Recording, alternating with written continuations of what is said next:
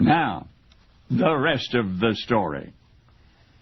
Let's dispense with formalities here. You may call him Scarface. You might as well. The street punks do. Of course, not to his scarred face. Anyway, he's been looking for this guy, the man who messed up his face in the first place. He wants to have a talk with him. He wants to kill him is what he wants.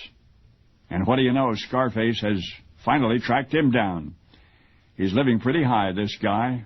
Scarface can tell from the address that some squealer coughed up. It's a better part of town that he's never seen, never hopes to see again, but there he is, standing at the nice clean door of the nice clean neighborhood, pounding his fists against it, both of them, hard. Come out of there, you so-and-so, he's shouting, only he does not say so-and-so. Come out of there and take what's coming to you. Well, maybe you don't want to watch this. Maybe we'll just learn secondhand the rest of the story. It starts with a Coldwater tenement on the wrong side of Hoboken, New Jersey.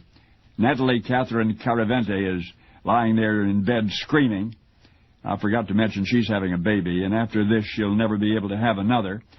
20-year-old Natalie is, less than 5 feet tall, and the kid she's trying to deliver is 13.5 pounds, breech, turned around in the birth canal, wedged in, so now what?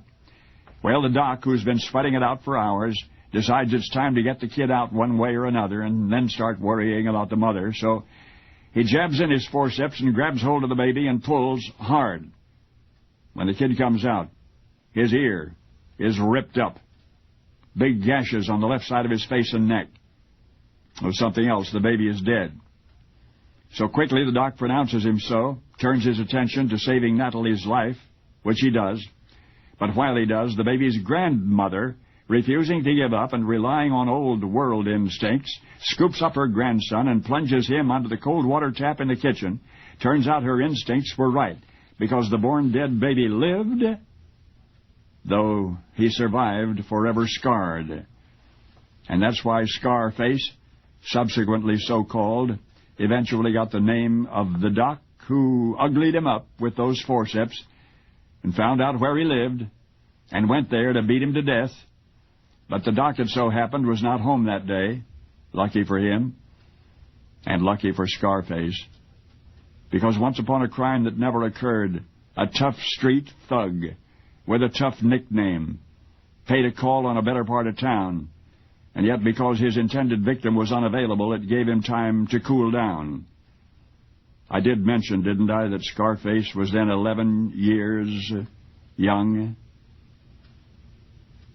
But he would wonder the rest of his days what might have happened had he found old Doc Forceps at the height of his anger and maybe done something that would have prevented him from becoming who he became. Frank Sinatra. And now you know the rest of the story.